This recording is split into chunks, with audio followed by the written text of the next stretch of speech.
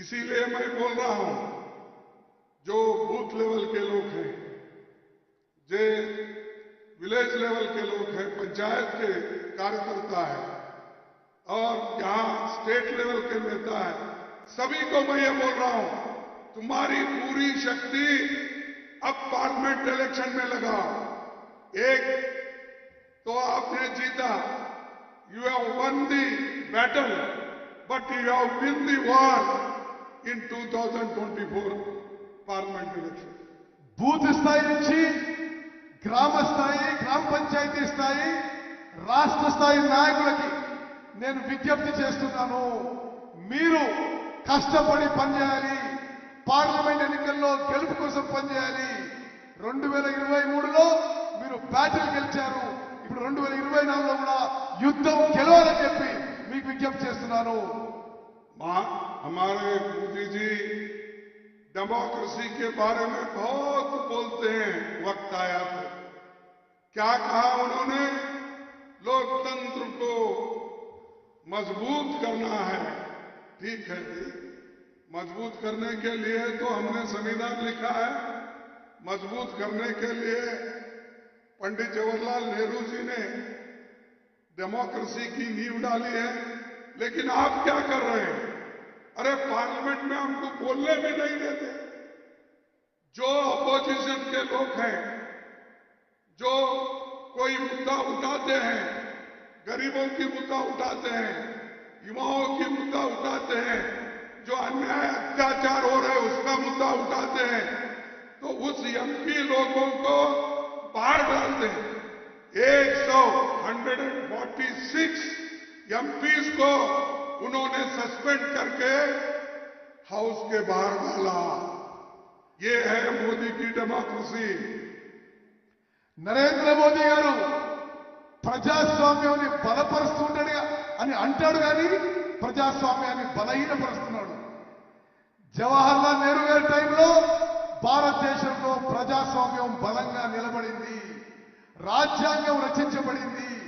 కానీ మోదీ గారి టైంలో పార్లమెంట్ లో ఎంపీలు ఏ ఇష్యూని రేజ్ చేద్దామన్నా పార్లమెంట్ నుంచి సస్పెండ్ చేస్తున్నాడు. మొన్నటికి మొన్న పార్లమెంట్ సెషన్ లో 146 ఎంపీలని నరేంద్ర మోదీ పార్లమెంట్ ని సస్పెండ్ చేయడం జరిగింది. इस 10 साल में मोदी ने डेमोक्रेसी को खत्म किया। डेमोक्रेसी के तहत जो इंडिपेंडेंट ऑटोनमस बॉडी बने थे उसको भी खत्म किया।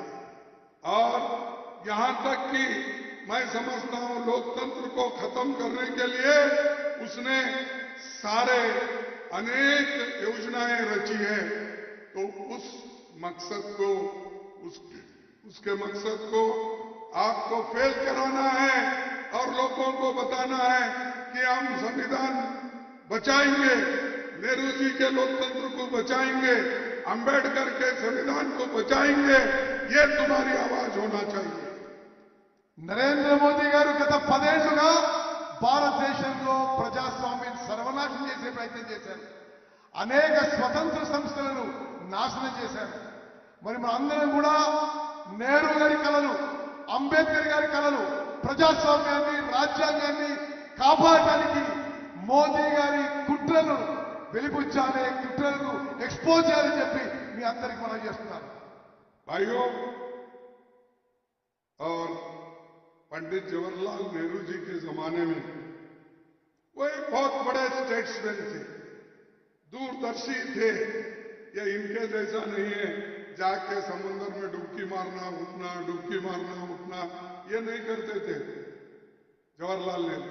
जवाहरलाल नेहरू इस देश में बड़े बड़े कारखाने बनाए, बड़े बड़े डैम बनाए, इलेक्ट्रिसिटी लाए, सब चीज उन्होंने की। और उन्होंने ये कहा कि ये जो है बड़े बड़े कारखाने और बड़े बड़े dam, these are modern temple. Jawaharlal Nehru garu ఒక గొప్ప స్టేట్స్మెన్, ఒక గొప్ప విజనరీ. భారతదేశానికి ఎన్నో పరిశ్రమలు స్థాపించేశారు, ఎన్నో డ్యాములు కట్టించారు. వారు నెహ్రూ గారు అన్నారు, ఈ పరిశ్రమలు ఈ డ్యాములే భారతదేశానికి ఆధునిక దేవాలయాలని చెప్పి నెహ్రూ గారు అన్న విషయం మీకు గుర్తు చేస్తున్నాను.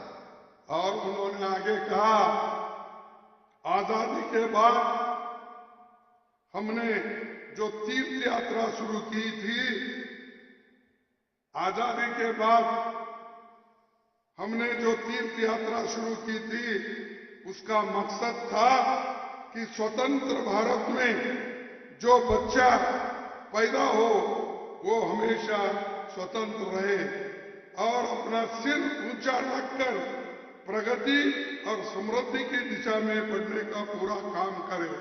ये पंडित जवाहरलाल नेहरू जी 1958 में बोले, हमारी तीर्थ यात्रा क्या है?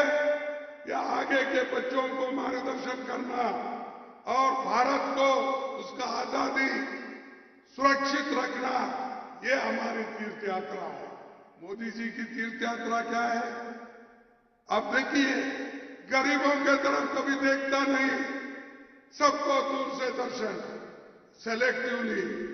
आप बेचारा परसों बहुत कोशिश करके अपनी ये क्या करते हैं, आप बोलते हैं टीवी में, बहुत प्रचार, रोज पेपर में वही, सब जगह वही था, लेकिन अपने मिनिस्टर को आने नहीं दिया, बड़े नेताओं को आने नहीं दिया।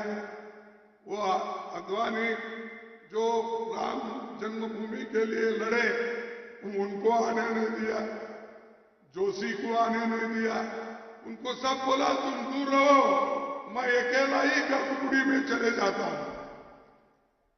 నెహ్రూ గారు 1958లో అన్నారు, ఇదొక తీర్థయాత్ర.